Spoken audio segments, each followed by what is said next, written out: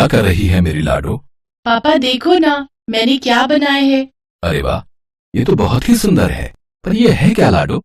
पापा ये मैंने एक नया डिजाइन तैयार किया है। इसे चाहे साड़ी पर बनाओ चाहे चादर पर। भाई वाह, तू तो वो बन गई, अब क्या कहते हैं, अरे वो हाँ, फैशन डिजाइनर बन गई मेरी बेटिया तो। पापा डिजायर नहीं, फैशन डिजाइनर। प्रिया की इस बात पर हरीलाल भी हंसने लगा। हरीलाल अपने गांव का एक छोटा किसान था। उसके पास खेती के लिए ज्यादा जमीन नहीं थी, इसीलिए उसकी आर्थिक स्थिति भी ज्यादा अच्छी नहीं थी। प्रिया हरीलाल और कमला की इकलौती बेटी थी। फिर एक दिन, ओहो, सारा दिन बस इसी में लगी रहती है। तुझे कोई और काम है कि नहीं? बस माँ, होने ही वाला है, थोड़ी देर और। ये तो तू पिछले 1 घंटे से बोल रही है। चल खाना लगा दिया, चलकर खा ले। अच्छा चलो, पर पापा कहाँ हैं? वो शहर गए हैं खाद और फसलों के लिए दवाई लेने।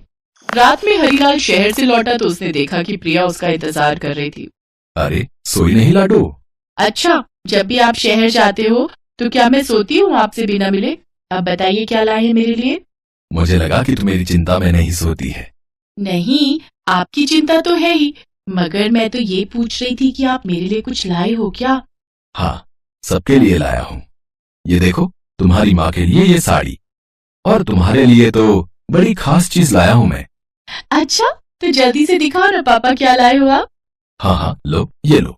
इतना कहकर हरीलाल ने अपने थैले से निकालकर एक बड़ी सी ड्राइंग कॉपी और रंगों से भरा एक डिब्बा प्रिया के हाथ पर रख दिया, जिन्हें देखकर प्रिया खुशी से उछल पड़ी और हरीलाल के गले लग गई। आप कितने अच्छे हो पापा, सच्ची में। मुझे पता है कि मेरी लाडो को यही चाहिए था। प्रिया को बचपन से ही चित्रकारी का बड़ा शौक था। जब वो थोड़ी बड़ी हुई तो अपनी माँ से मेहंदी लगाना सीखने लगी। ऐसे ही वक्त गुजरता गया और प्रिया अब 10वीं क्लास में आ गई थी। प्रिया की अच्छी पढ़ाई के लिए हरीलाल ने बड़ी मुश्किल से पैसे जोड़कर उसे शहर में पढ़ने के लिए भेज दिया। प्रिया वहाँ एक हॉस्टल में रहकर पढ़ाई करने लगी और जब भी प्रिया को छुट्टी मिलती तो वो अपने माता पिता से मिलने गाँव चली आती। ऐसे ही एक दिन, अजी सुनो, देखो लाडो आ गई। अरे वाह, मेरी बेटिया आ गई। कैसी है मेरी लाडो? मैं एकदम ठीक हूँ पापा, आप बताओ।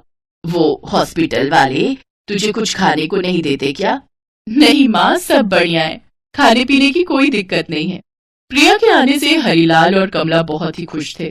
तीनों ने मिलकर घंटों बातें की और फिर रात में बातें करते करते ही प्रिया सो गई। जब वो सो गई तब कमला ने धीरे से हरीलाल से पूछा, अब लाडो सो गई क्या? हाँ, थकी हुई होगी ना, तो सो गई। वैसे रात भी तो बहुत हो गई है।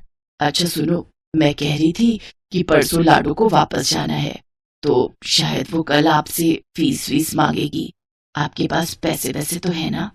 हाँ, मैं जानता हूँ कि उसके हॉस्टल और कॉलेज की फीस भरने का वक्त आ रहा है।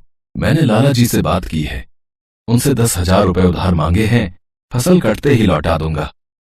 ठीक है, पर ध्यान रहे ये बात लाडो को पता नहीं चलनी चाहिए, वरना खामखा परेशान हो जाएगी। ठीक है, चलो अब सो जाओ।